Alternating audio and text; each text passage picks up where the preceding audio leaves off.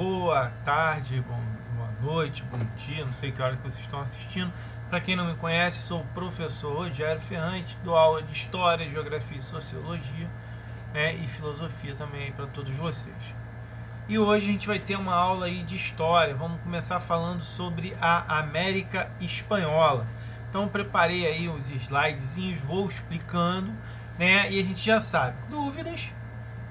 Pergunta que a gente responde, né? Manda uma mensagem, bota lá no vídeo lá que não entendeu e a gente vai tentar explicar, fazer um outro vídeo explicando melhor. Então eu vou passar aqui, tá?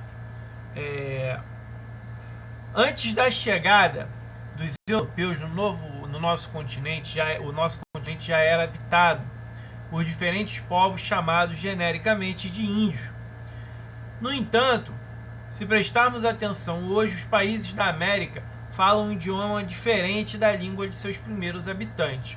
E grande parte, né, de sua população já não possui mais a aparência idêntica à dos indígenas. O que percebemos é uma imensa mistura de raças. Para os nativos, a chegada dos europeus trouxe consigo inúmeros prejuízos. Sua população, que antes somavam milhões de pessoas, diminuiu drasticamente. Seus hábitos, costumes, culturas foram desprezados e considerados inferiores aí pelos europeus, o homem branco, que pouco a pouco passaram a ocupar suas terras e impor a sua própria lei. Mas, se eram milhões de índios, por que não lutaram contra esses brancos invasores?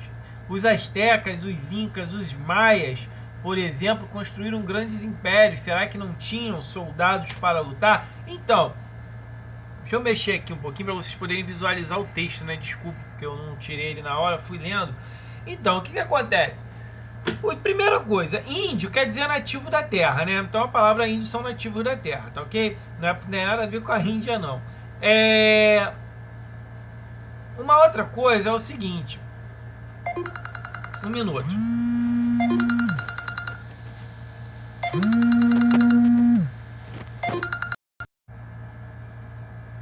Desculpa, galera, o telefone tocou aqui na hora, esqueci de botar no modo avião, agora já botei, já resolveu isso daí tudo, tá? Então, olha só, os índios que aqui estavam, eles eram guerreiros, sim, eram povos guerreiros, guerreavam, tá?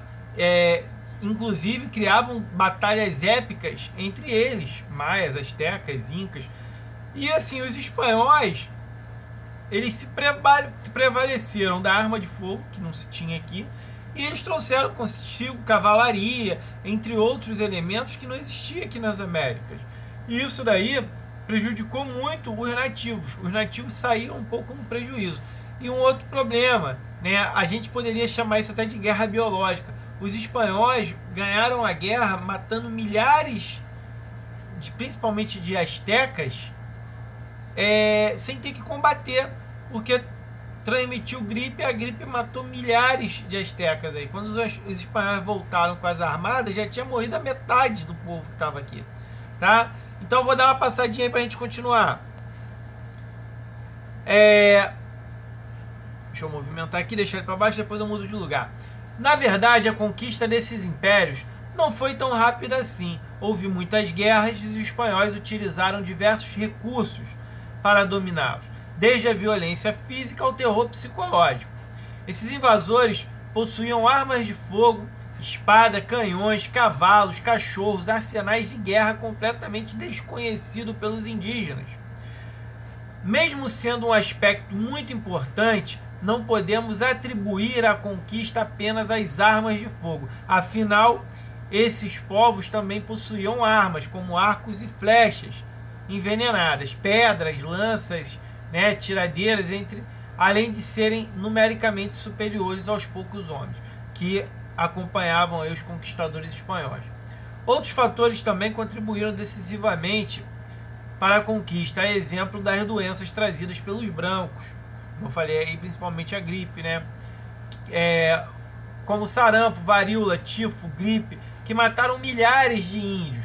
Além disso, os espanhóis perceberam que os impérios astecas e incas tinham sob seu domínio outros povos. Eles eram dominadores aqui da área. E os espanhóis usaram isso contra eles mesmos. Ou seja, o inimigo do meu inimigo é meu amigo.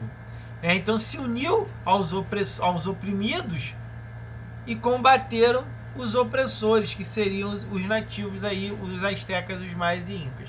Os conquistadores então se uniram aos inimigos dos astecas e dos incas para derrotá-los. A aliança com esses povos foi fundamental para a vitória dos espanhóis. Movimentando aqui para vocês poderem ler aqui o finalzinho. Então, além das doenças trazidas pelos europeus, eles também trouxeram armas e estratégia de guerra. Eles se uniram aos outros povos que aqui existiam para combater, né, os seus reais inimigos, que seriam os astecas e os incas e os próprios maias, né, que eram populações muito grandes, eram civilizações enormes. Com isso também tinham inimigos. Os espanhóis se uniram a esses inimigos e conseguiram aí atacar e conquistar esses impérios. Vamos passar mais uma passadinha. Foi preciso massacrar muita gente, destruir cidades, templos e palácios, escravizar os índios subjugados para que Hernán Cortés conseguisse dominar o Império Azteca em 1521. Francisco Pizarro, o Império Inca em 533. E agora você deve estar se perguntando, mas por que os espanhóis queriam conquistar tantas terras? Ocorre que os conquistadores estavam empenhados em encontrar riquezas. Ali, gente, estávamos no período das grandes navegações, o início das grandes navegações, né? E todo mundo queria ouro. Portugueses, espanhóis queriam ouro, diamante, prata. Prata não principalmente em segundo plano, principalmente o ouro. Mas como o ouro era pouco, a prata também era bem-vinda. Então eles queriam ouro. E quando os espanhóis chegam nos astecas, cara, os caras tinham ouro para todo lado. Cara, eu tomava, era colher de ouro, era garfo de ouro, era cordão de ouro, era colar de ouro, era tudo de ouro. Os caras nem sabiam para que era o ouro. Eles viam aquilo que era abundante na terra deles e eles faziam tudo com ouro. Só que para eles aquilo não tinha valor nenhum. Se os espanhóis tivessem chegado, talvez tivessem chegado lá na disciplina, trocado uma ideia, ia levar, mas preferiu guerrear, né? E aí mostrou real valor do ouro para esses povos. Então, perceberam rapidamente que as terras possuíam muitos metais preciosos a serem explorados, como o ouro e a prata. Após a conquista dos territórios dominados, transformaram-se em colônias da Espanha. A participação da Igreja Católica nesse processo foi muito importante. A cruz e a espada representando a religião e a força, mantiveram unidas aí na tarefa de colonização da América. Coube aí aos missionários por meio da catequização, né? Vamos subir aqui para vocês poderem acompanhar. Converter aí os povos indígenas à religião católica e transmitir aí os valores e culturas europeias, forçando-os a abandonar seus antigos hábitos, comportamentos, crenças e deuses.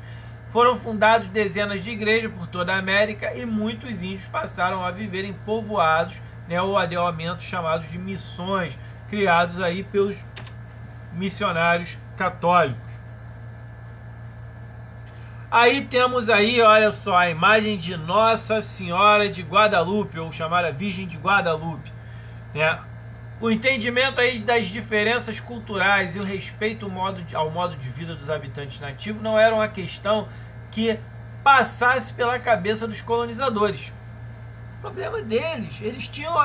Os europeus eram o povo dominante, teoricamente, naquela época. Então eles achavam que todos que eles conquistassem, eles iam dominar e iam impor aí principalmente a sua religião, que era o catolicismo. Os europeus, os espanhóis e os portugueses eram muito católicos. Então eles convertiam todos ao cristianismo, tá? E não respeitavam a cultura que aqui existia. Não era uma questão de que passasse pela cabeça dos colonizadores. Para eles, os índios eram povos bárbaros e selvagens e precisavam ser civilizados. E a civilidade vinha através da religião, do cristianismo. Se você adorasse outros deuses, você era pagão, talvez fosse para a fogueira. Se você adorasse a Jesus, você não seria pagão e não iria para a fogueira, né? Jesus é a Igreja Católica. Claro, graças a Deus tudo mudou, não estamos aqui discutindo religião e simplesmente os fatos históricos, tá ok? Então vamos dar mais uma passadinha. E não tardou aí para que os espanhóis encontrassem uma grande mina de prata, gente. Aonde? Em Potosí, na Bolívia. Gente, os espanhóis estavam com muita sorte. Que os caras sugaram o ouro do México ali, que é onde ficavam os astecas. Quando eles estão... Parece até sacanagem, mas quando eles estavam retornando para a Espanha, eles viram um brilho de uma montanha, que era a montanha de Potosí. Cara, brilhava, a prata na montanha estava brilhando. Os espanhóis ficaram loucos, eles deram muita sorte, ficaram muito, mas muito ricos. Foram os mais ricos nesse período e os mais bem armados também, que investiram aí em armas. Então, eram os índios que faziam a extração do metal num regime de trabalho compulsório. Isso significa que eles eram obrigados a trabalhar para os colonos espanhóis, embora juridicamente não fossem considerados escravos. Para o entendimento das diferenças culturais e o respeito ao modo de vida dos habitantes nativos, não era uma questão que passasse aí pela cabeça dos colonizadores. Para eles, eram povos bárbaros, né? Como a gente já viu ali naquela partezinha ali da Virgem de Guadalupe. Eram povos bárbaros que precisavam ser civilizados. Explorar aí a mão de obra indígenas, os espanhóis adotaram um sistema de trabalho baseado em antigas práticas dos astecas e incas, conhecido como mita ou coatequil, né? Era praticamente um trabalho escravo, tá ok? Depois a gente vai falar um pouco mais sobre isso. Vamos passar aí de novo. Aí a montanha de Potosí, né? As condições de trabalho nas minas eram péssimas. Milhares de índios morreram aí em consequência, né? Morreram aí em consequência da exploração de metais preciosos. Muitos missionários católicos denunciaram maus tratos que estavam submetidos a esses índios e se opuseram à sua escravidão. Não deu muito certo, porque eles também levavam vantagem nisso. Então, eles faziam uma média para não ficar muito mal, né? Mas era assim que ia, e hoje, até hoje vai algumas coisas assim, né? Então, vamos passar aí de novo. Sistema de trabalho na América Espanhola. Encomienda. Dava-se aos colonos espanhóis o direito de controlar aldeias e cobrar tributos sobre a forma de produto ou trabalho, fosse na agricultura ou nas minas. Em contrapartida, o encomendeiro devia pagar impostos à coroa e cuidar da catequização das comunidades indígenas sob sua proteção. O repartimientos, colonos espanhóis encarregavam os chefes indígenas da seleção de homens que fariam aí o trabalho temporário nas fazendas ou nas minas, a principal atividade para onde eram encaminhados. Já nas Antilhas, a mão de obra predominante era a de escravos africanos, mão de obra negra, onde trabalhavam no cultivo da cana-de-açúcar, que depois acaba sendo cultivado aqui no Brasil também, né? Mas o fato hoje não é o Brasil, hoje é a colonização espanhola. Para facilitar a administração das áreas tão extensas, foram fundados chamados vice-reinos e, consequentemente, tinham seus vices-reis, né? Na Espanha, que compreendia aí o México, parte da América Central, o vice-reino do Peru, abrangendo aí toda a América do Sul, a Bolívia, Peru, Equador, Paraguai, Argentina, nas regiões militarmente estratégicas, foram criados a Capitania Geral da Venezuela e a Capitania Geral do Chile. Tanto os vice-reis quanto os capitães gerais eram nomeados pelo rei da Espanha. Nas vilas, cidades coloniais, vilas e cidades coloniais, foram instituídos os cabildos, que era uma espécie de conselho municipal que cuidava aí da administração local dos assuntos relacionados à justiça. Ou seja, a justiça era feita no território, né, teoricamente com o consentimento do rei da Espanha, porém ele largava na mão daqui dos nativos e a gente aqui eles aqui que se resolviam, tá? Funcionava mais ou menos aí desse jeito. Vamos passar e aí temos um mapa da América Espanhola. Olha como era grande a América Espanhola, gente, era muita terra. em relação ao Brasil, os espanhóis conquistaram muito mais aqui. A relação entre a metrópole, país que coloniza, e a colônia, a região ocupada, foi marcada pelo chamado Pacto Colonial, porque aqui no Brasil também era assim, que buscava garantir para os colonizadores o direito da exclusividade do monopólio sobre o comércio, evitando assim a disputa no mercado de outras nações.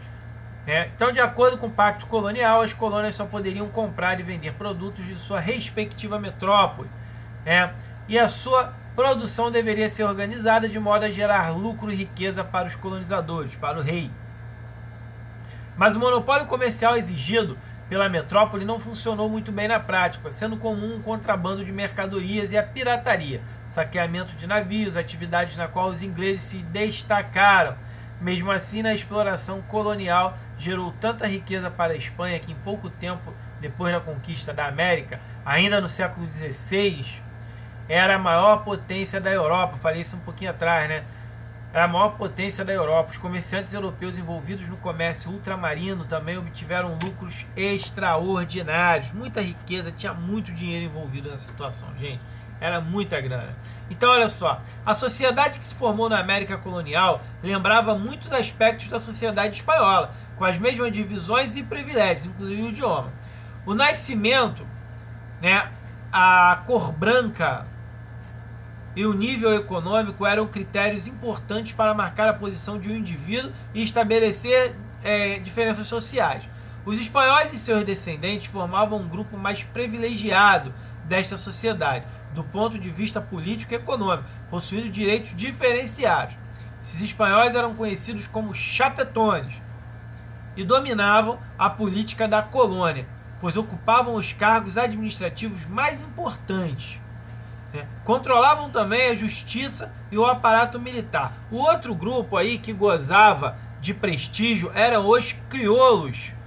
Os crioulos não é significado de negro, não, e sim de nativo da terra, ou de pessoa nascida fora do seu país, residente num determinado local. Os filhos dos espanhóis que haviam nascido na América, ou seja, ele era crioulo. Por quê? Ele não era espanhol, ele era filho de espanhol, mas ele era nascido em outro território.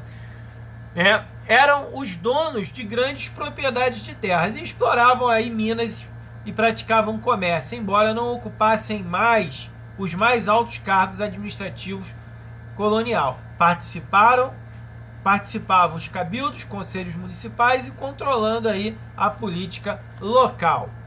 Então, abaixo desses dois grupos estavam os mestiços, fruto da mistura entre espanhóis e indígenas. Esse daí, então, desculpa o modo de falar, mas não tinha quase que direito nenhum. E os escravos que não tinham direito nenhum. E os escravos africanos em situação oposta. Os indígenas formavam a maioria absoluta da população. Representavam a principal mão de obra da colônia, trabalhando nas minas, na agricultura, na construção de obras públicas. Só um minutinho. Eles eram extremamente explorados e viviam em condições miseráveis. Então, gente, tão ruim quanto em qualquer outro lugar. Ainda hoje é possível observar marcas da colonização na vida dos descendentes indígenas de toda a América Latina. Muitos deles continuam em situação de extrema pobreza, são discriminados e lutam pelo reconhecimento dos direitos que deveriam fazer parte da vida de qualquer cidadão. Uma coisa interessante, os crioulos, filhos dos espanhóis, eles não eram bem vistos na Espanha. Mesmo sendo muito ricos, quando eles iam para a Espanha, eles eram discriminados. Os espanhóis não gostavam deles. Gostavam do dinheiro deles, mas não das pessoas deles. Ok? Então, olha só, deixei um exercíciozinho para vocês, que tem as questões aí. Tá? Vou passar aqui no PowerPoint só para vocês darem uma olhada, tá? Então, ó, questões aí, são 5 questõezinhas, tá? Vocês vão responder estas questões, tá ok? Também tô mandando aí um textozinho com... Deixa eu só levantar aqui agora para vocês poderem, ó. Questão 1, saindo aqui para vocês visualizarem. Questão 2, visualização toda aqui, ó. Vou tirar isso para ver o restante. Questão 3, a mesma coisa, vou trazer para cá, ó. Ó, para lá, pausou, copiou, ou então vai lá no curso e pega a folha lá com a Glaucia. Na secretaria. Questão 4 e a questão 5 aí, que tem uma imagem aí e o texto aí para responder. Então, galera, é importante, não criou dúvida, pergunta, professor, não entendi, pode explicar de novo, pode fazer um outro vídeo, a gente vamos agitar isso daí para todo mundo tirar nota boa na prova, tá bom? Galera, grande abraço, até a próxima aula. Abraço, tchau, tchau.